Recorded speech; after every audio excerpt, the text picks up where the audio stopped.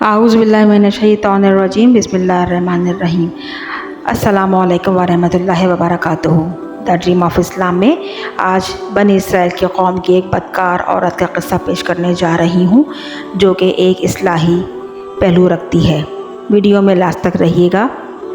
एक बनी इसराइल से ताल्लुक़ रखने वाली एक बदकार औरत, जिसे अल्लाह तबारक तआला ने जिस कदर हुस्न व जमाल से नवाजा था, उसी कदर वो मक्कार, चालाक और अय्यार भी थी।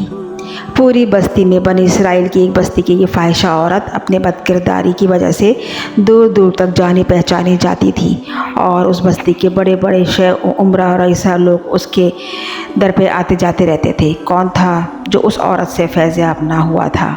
यही वजह थी कि वो अपने इस मकरूह और गोरख धंधे की वजह से खूब मालदार भी हो गई थी, और इस कदर माल जमा कर लिया कि उसने अपने ऐशो इशरत और अपने काम काज के लिए उसने एक बहुत बड़ा महल तामीर करवा लिया और एक नहायत शानदार तख्त बनवाया, जिस पर वो खूब बन संवर कर आराइश व ज़ेबाइश से मुज़य्यन होकर उस तख्त पर बैठ जाया करती थी। और उसके साथ उस जैसे ताल्लुक़ रखने वाले उस बस्ती के उमरा व रईस और अय्याश लोग उसकी मजलिस से फैज़याब हुआ करते थे। यूं ही इस अंधेर नगरी के गोरख काम में इसके शब व रोज़ बसर हो रहे थे।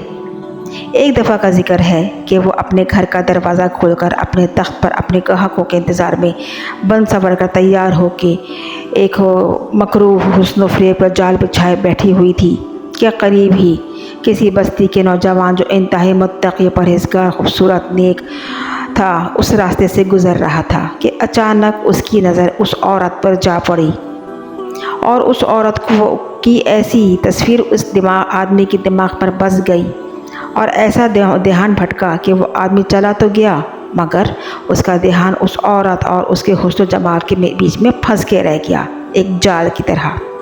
फिर वो इबादत, मराक़बा व तस्बीहात में मशगूल हो गया। मगर ये क्या, वो तो ख़ुद हैरान था कि जिस इबादत रियाज़त को वो खुशू व खुज़ू के साथ किया करता था, आज उसका उन चीज़ों में दिल ही नहीं लग रहा था, और बार बार वो औरत उस आदमी के दिल दिमाग पर ग़लबा किए जा रही थी। खुद को बाज रखने के लिए उसने रोज़े भी रखे, मगर दिल था कि काबू में ही नहीं आ रहा था, और उस औरत का ध्यान उस आदमी के दिल दिमाग से निकल ही नहीं रहा था। उसके बाद उसने अपने नफ्स पर काबू पाने के लिए खुद को भूखा भी रखा, कई दिन भूखा रखा, कि शायद इससे उसका नफ्स की आग को ठंडक पहुँचे और वो उसका नफ्स की आग पर जाए, लेकिन नाकाम रहा। हत्ता कि उस आदमी ने सोचा कि इस मकरूह ख़्याल से तो मेरी जान छूट ही नहीं रही, तो मैं वहाँ जाता हूँ। चुनाचे उसने अपने घर का थोड़ा बहुत जो सामान था वो बेचा और उतने पैसे जमा कर लिए कि जिसे वो अपने उस बदकार औरत के पास मुआवजे की सूरत में ले जा सकता था।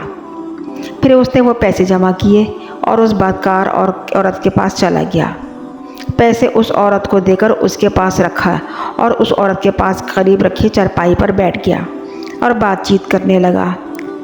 यकायक अचानक उसके दिल में ख्याल आया कि मैं ये अपनी उम्र के इतने साल इबादत व रियाज़त और ईमान के साथ गुजार चुका हूँ, और आज मेरे अल्लाह मुझे इस गैर महरम के साथ बैठा देख रहा होगा तो किस कहर व जलाल में होगा कि मैंने उसके दीन के साथ किस कदर मुनाफ़क़त कर रहा हूँ। बस क्योंकि इंसान का क़ल्ब बदलने के लिए लम्हा ही काफ़ी होता है। ये ख्याल आते ही और अल्लाह का खौफ और कहर के डर से कांपने लगा और उसका रंग फ़क पड़ गया। औरत ने उससे पूछा कि तुझे क्या हुआ है, क्यों काँप रहा है, तुम्हारा रंग क्यों फ़क पड़ गया, तुम पीले क्यों हो रहे हो? तो उस आदमी ने जवाब दिया कि बस मेरी तबीयत अचानक नासाज हो गई है।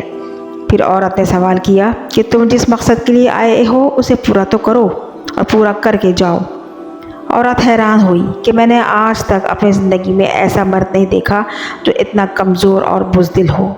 उस औरत के नज़दीक उस मर्द की शराफत बुज़दिली से कम नहीं थी, और मेरे करीब आकर मुझे छुए तक नहीं। फिर नौजवान ने कहा कि अच्छा, मैं जाता हूँ। औरत ने सवाल किया कि कौन हो तुम, कहाँ से आए हो और क्यों आए हो और कहाँ रहते हो? उस आदमी ने कहा, मैं अल्लाह का एक नेक बंदा हूँ, दूसरी बस्ती का रहने वाला हूँ, और ये इस ख्याल ने मेरी पूरी ज़िंदगी की इबादत गुजारत और रियाज़त नेकीकारी में गुजार दी है। आज मेरा ईमान डगमगा गया آج میرا اللہ مجھے تیرے ساتھ بیٹھے دیکھ رہا ہے۔ اور بس یہ سوچ کر اس کی آنکھوں سے بے اختیار آنسو نکلنے لگے جو کہ تھمنے کا نام ہی نہیں لے رہے تھے، اور وہ زاروں قطار رو رہا تھا۔ اور اسی حالت میں آخر وہ اس کے گھر سے خالی ہاتھ چل دیا۔ اس آدمی کے جانے کے بعد اس عورت نے سوچا کہ یہ نوجوان کس قدر اللہ سے ڈرتا ہے، جبکہ اس نے تو کوئی گناہ بھی نہیں کیا، اور میں سارا دن ساری رات پوری زندگی گناہ کی دلدل میں ڈوبی رہتی ہوں، اور جب اللہ تعالیٰ کسی کا قلب بدلنا چاہے تو کوئی اللہ کے نزدیک یہ بڑی بات نہیں۔ وہ عورت کئی دن تک اسی سوچ میں پریشان رہی کہ اس آدمی نے کچھ نہ کر کے اتنا اس کے اندر خدا کا خوف تھا، میں سب کچھ کر کے بھی بے خوف اور بے خطر بیٹھی ہوں۔ پھر اس کو اچانک خیال آیا کہ میں حضرت موسیٰ علیہ السلام کے پاس جاتی ہوں اور پوچھتی ہوں کہ کیا مجھ جیسی فاحشہ عورت کے لیے بھی توبہ کی کوئی گنجائش نکلتی ہے۔ پھر وہ اپنے گھر سے نکل پڑی۔ راستے میں بستی کا ہر مرد ملا کہ کہاں جا رہی ہو۔ پھر بنا جواب دیے وہ آگے حضرت موسیٰ علیہ السلام کے دربار تک پہنچی۔ وہاں کیا دیکھا اس نے کہ حضرت موسیٰ علیہ السلام لوگوں کو نصیحتیں فرما رہے تھے۔ اس میں سے اس نے کسی ایک آدمی کے ذریعے پیغام کہلوایا کہ میں آپ سے ملنا چاہتی ہوں۔ اب جس کو یہ پیغام دیا تھا وہ انتہائی بیوقوف اور کمعقل آدمی تھا۔ اس ناعاقبت اندیش اور کمعقل آدمی نے سیدھا جا کر حضرت موسیٰ علیہ السلام کی مجلس میں با آواز بلند سب کے سامنے کہہ دیا کہ آپ سے فلاں فلاں عورت ملنے آئی ہے۔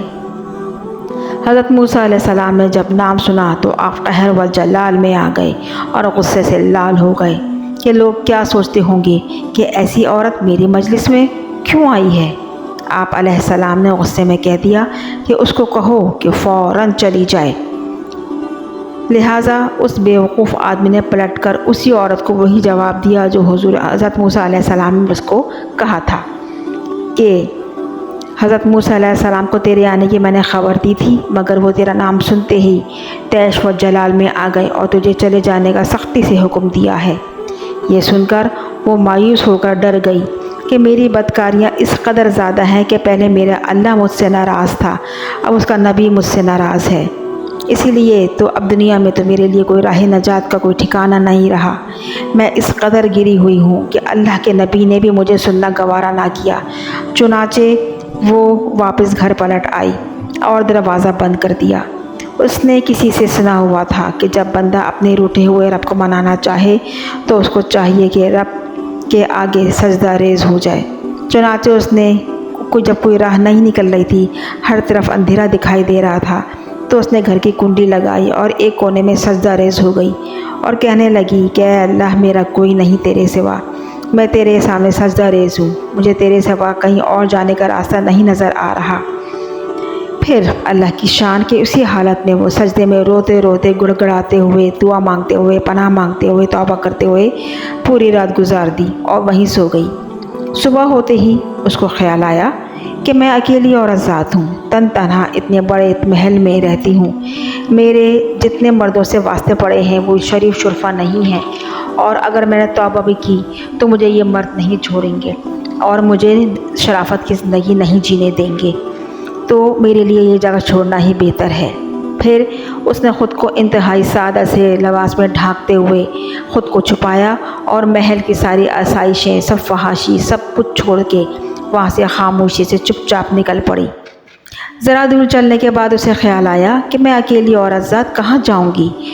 پھر یکایک اس کو خیال آیا کہ وہ اس متقی پرہیزگار اور نیک نوجوان جو اللہ کے خوف و محبت سے سر سے پاؤں تک سرشار تھا، کیوں نہ میں اس نیک بندے کے پاس جا کے پناہ مانگ لوں رہنے کے لیے، اس کی خادمہ بن کر اس کی خدمت کروں اور اس کی حفاظت میں بھی رہوں اور خود کی اصلاح بھی کرتی رہوں، اور عین ممکن ہے کہ میرا وہ بدلاؤ دیکھ کر مجھ سے عقد ثانی ہی کر لے۔